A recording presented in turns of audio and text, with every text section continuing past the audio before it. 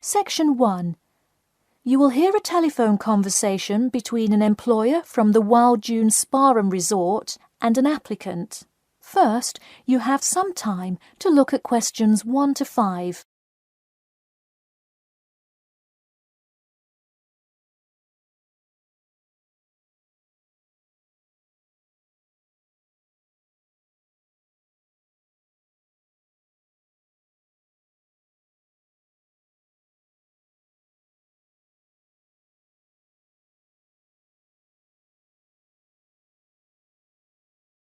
You will see that there is an example which has been done for you.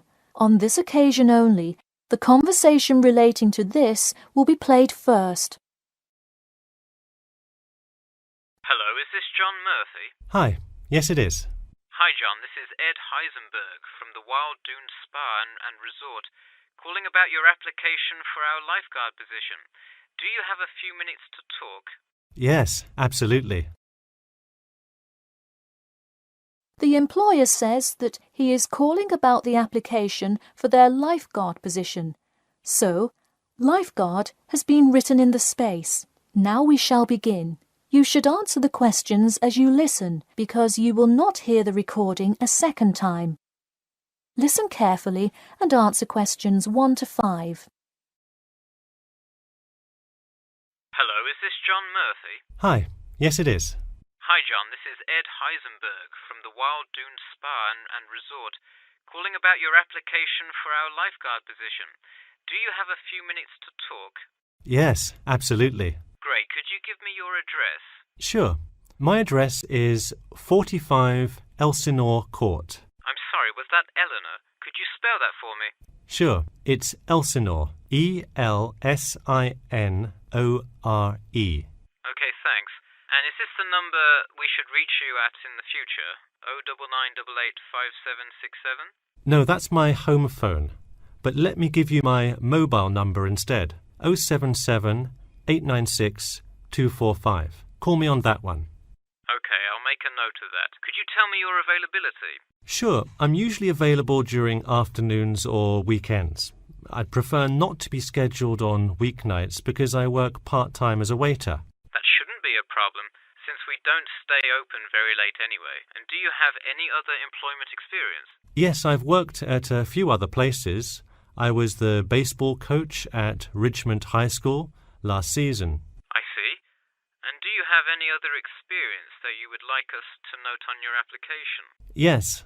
Last year I worked at the beach as a rescue diver. Rescue diver? That sounds intense. Well, it's really just like being a lifeguard, except in the ocean instead of pool. So kind of like being a lifeguard at the world's largest pool. I see.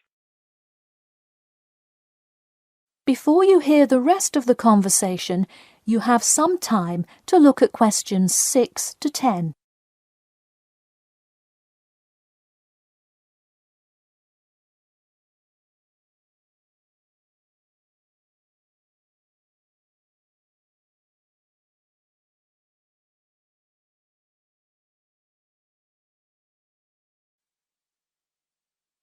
Now listen and answer questions 6 to 10.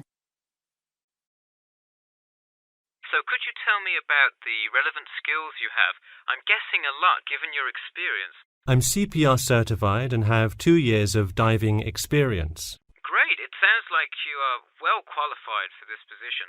When does your CPR certification expire? I think in November, but let me quickly check my CPR card. Actually, it expires in October. Okay, so regardless, you have it through the end of the summer. When is your ideal time to work?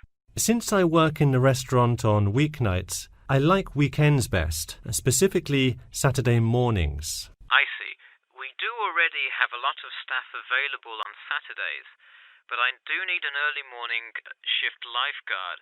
How early could you work Saturday morning?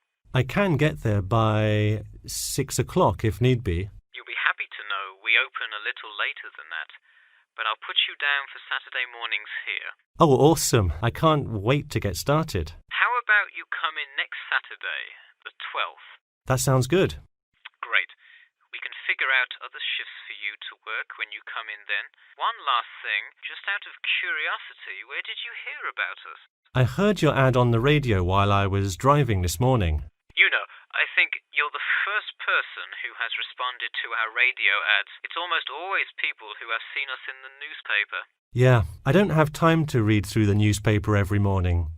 I've plenty of time in the car to listen to radio ads. That makes sense. Well, thanks for your time, and we'll look forward to seeing you on the 12th.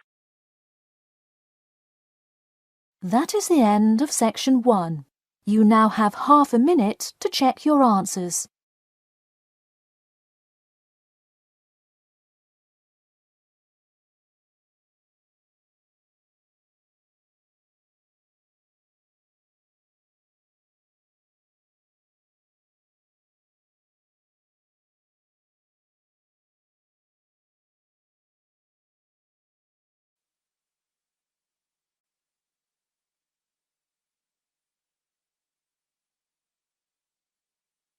Now turn to section 2. Section 2. You'll hear part of a free class about safety around campus. First, you have some time to look at questions 11 to 14.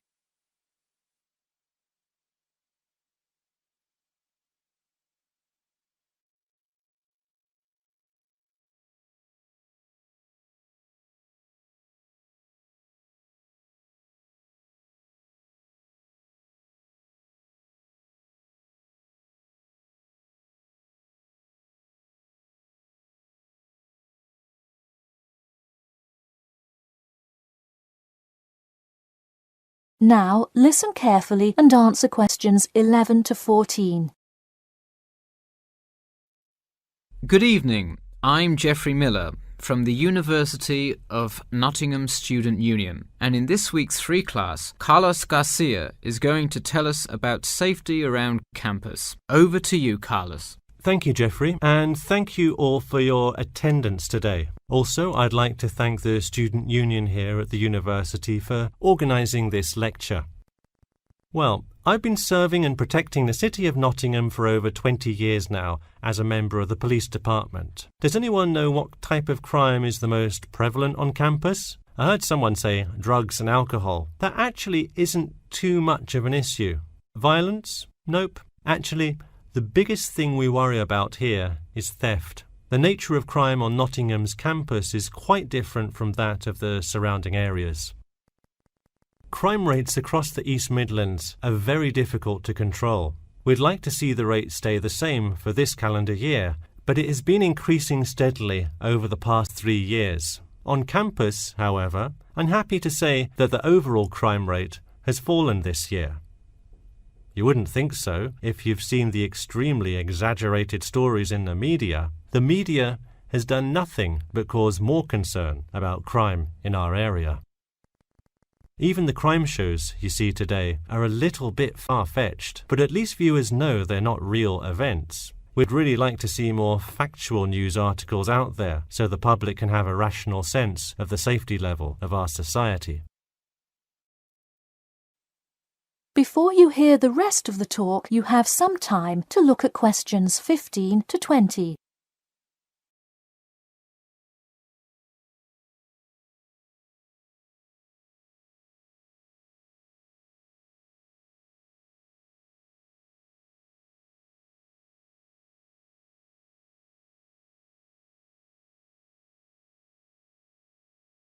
Now listen and answer questions 15 to 20. Okay, let's move on to what to do when you see a crime. Do not get involved if at all possible, and do not draw too much attention to yourself by running away in a conspicuous manner. Though most likely, and hopefully, you will not have to experience this situation, if you are being mugged, please do not try to resist. Instead, be compliant and seek help after the incident. Like I said, though, it is highly unlikely that you will find yourself amidst a crime, but it is important to be prepared should it ever happen. We find that educating students and staff on the correct precautions to take is the best way to increase your safety. Just remember to be smart when you're out late at night and avoid any area or person that looks suspicious. I know it sounds obvious, but I cannot stress this enough. It's also not a bad idea to have your mobile phone with you at all times, but be careful. If you're chatting on your smartphone on your way home, you're a prime target for thieves. I'd like to see a show of hands. How many people have left work or the library after 10 p.m. to go home before? A lot of you, right? If you do have to go home late at night, please don't walk home alone. More often than not, there's someone there that will be walking the same direction as you at some point. Walk home with a friend or co-worker. Even if you must use your phone to call someone that's nearby to walk with you, it's always safer to walk home with someone. So when you're walking home, you may feel more comfortable with some sort of self-defense, such as pepper spray. Now, it's your call whether you want to carry something like this or not. However, I absolutely advise against carrying a knife or any other offensive weapon. All too often, they can be used against you if you're disarmed, putting yourself in more danger. For all those interested, the Recreation Centre offers a free self-defense class to all students every Thursday evening. While obviously an introductory self-defense class may not equip you to fight off villains like a regular superhero, it does come in handy sometimes. After taking a self-defense class, you'll surely be more aware of possible dangers and how to deal with them. So hopefully now you have a more complete understanding of the nature of crimes committed on your campus and how to avoid being a victim. I know most students at the University of Nottingham are not the criminal types, but remember that there is no barrier like a wall or something keeping non-students out. There's no army force securing the borders, and I doubt anyone wants it that way. The campus is generally a safe place, but it's not immune to small crimes once in a while. All right, that's all I have to say for today. Stay safe. That is the end of section 2. You now have half a minute to check your answers.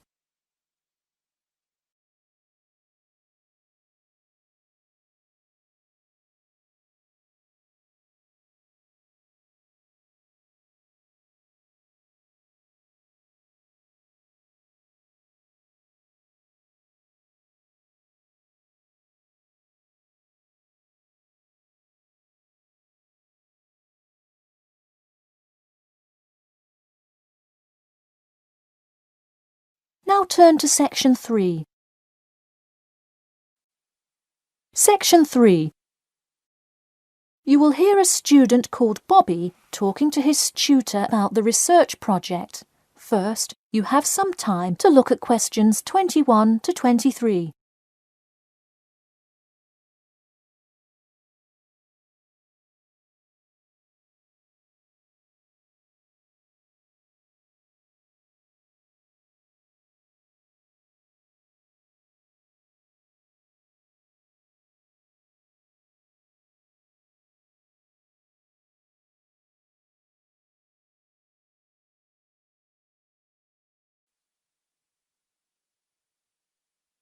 Now listen carefully and answer questions 21 to 23. Hi Bobby, go ahead and sit down. Tell me about your research project. Well, I decided to research football and keys for success on a football team. That sounds great. What are the guidelines for the test? Did the teacher talk to you about it in class? No, everything is on a handout that was passed out. It says that the first draft is due at the end of next week and the second and third are due later on in the month. I don't understand why we have to keep revising and fixing it. Is this assignment really that important? Well, this project is a major requirement for passing 11th grade English and will go on your permanent record. Oh, really? Does that mean it will affect what English level I am placed in next year? Well, not exactly. You need a good grade to move on, but it is your overall grade and teacher recommendation that determines what level of English you are placed in next year. Anyway, tell me about your topic choice. Do you play football? Well, actually, it's because my father loves the sport. He watches it every weekend. Cool. It's a good idea to report on something you're interested in. Before you hear the rest of the talk, you have some time to look at questions 24 to 30.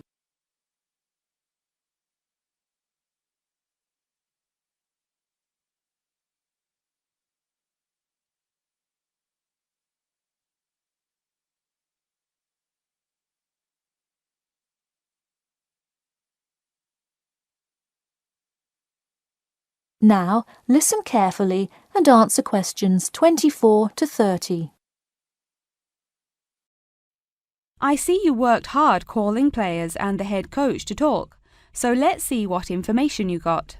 Well, you have to listen carefully to the first call on the recording. It's really hard to hear because the background noise is louder than the person's voice. Yes, it is a bit tough to discern. I'm afraid the player's answer is too short as well. You will have to interview him again and try to get him to give a better answer. Okay, I thought that might happen. I will call him again tomorrow. Moving on, let's look back at this question. You asked, tell me about a time when you learned a major life lesson through playing football and explain how that has shaped the person and player you have become now and how you hope to pass on that lesson. It is a great idea for a question, but in an oral interview it is far too complex. I would advise you to break it up into multiple parts to get a better response. I guess you're right. I wouldn't want to have to provide an answer to a question like that. I will simplify it. I found that when I asked players this question, it took too much time because they were struggling to answer the question completely. In fact, this is the question Joe Billings was answering when the tape ran out. He did tend to ramble on all the questions, didn't he? He sure did. I would recommend that when you go back and interview players again, that you use a more sophisticated recording device. This recording is spotty, which indicates that the equipment wasn't working consistently. Okay, I guess it probably wasn't the best idea to use the sound recorder on my phone. Hey, could you give me some feedback on the content of the report itself? Sure. Let's start by focusing on your topic. While I like that you chose to cover football, it seems inexplicit. The keys for success of a player and team is quite an interesting topic, but what is your thesis? That is to say, what conclusions can you draw from your research? I would suggest coming up with a strong thesis statement and then shaping your report based on that. Is it really too vague? I put a whole lot of facts into it. I list the top 10 goal scorers in football history and later on provide statistics for a few of the most famous coaches and their records as coaches. I think that's great that you included these facts, but I think you focus too much on the facts and not enough on connecting these facts to make your point. Ah, I see. Okay. So it looks like I have quite a bit of work to do before the deadline. That is the end of section 3. You now have half a minute to check your answers.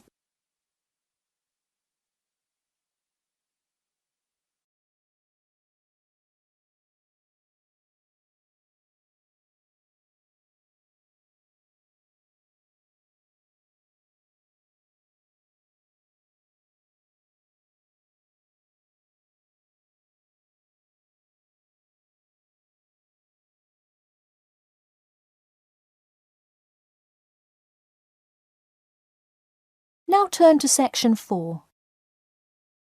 Section 4. You will hear part of a lecture about how to give a quality speech. First, you have some time to look at questions 31 to 40.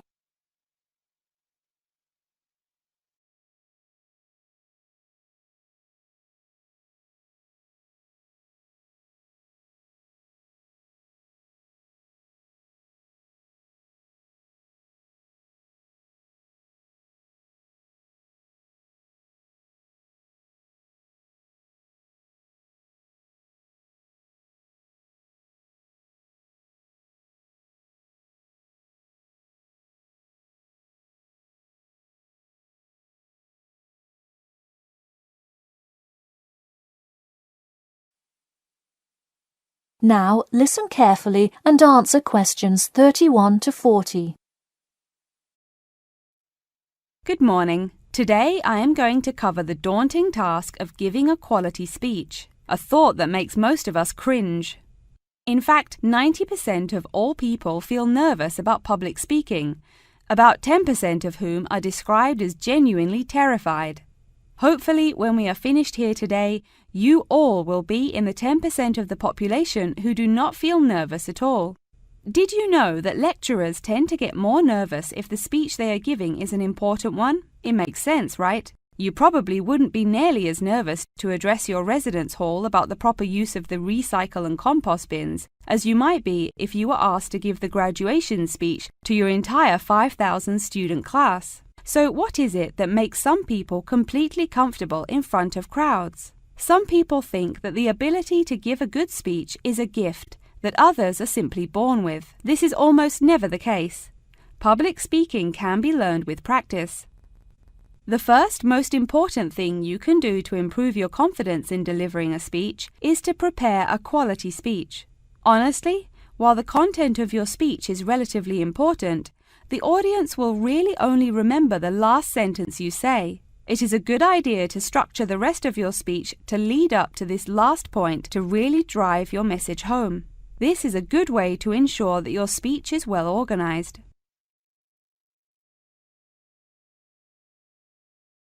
Once you are confident in the quality of the speech you have written, the rest is just about your stage presence.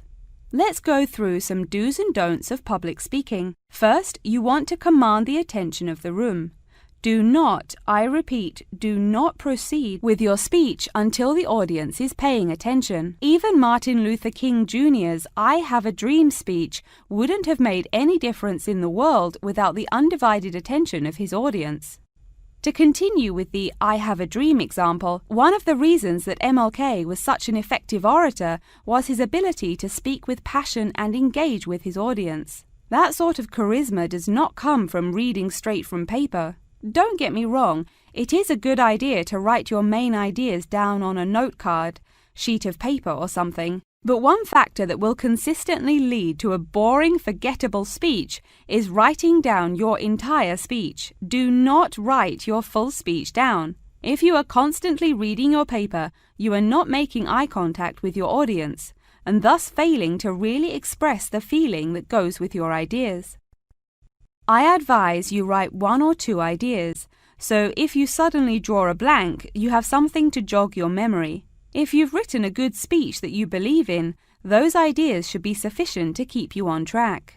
Once you have those ideas written down, give your speech a few practice runs in front of the mirror, into your sound recorder on your phone, or with a friend before it comes time to address a crowd. That way, you can hear how the ideas come across, make sure there are no abrupt transitions, and find out whether you are talking too fast or too slow. Timing is important.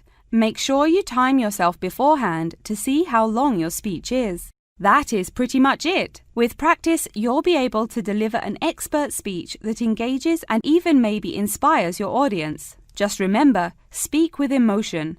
No one wants to listen to someone reading from a script. As I come to a close in my speech, I'll point out that I have employed all of these tips that I have covered. I practiced my speech ahead of time and timed it, and I can even show you my one small index card with just 3 simple bullets on it. It's as easy as that. That is the end of section 4. You now have half a minute to check your answers.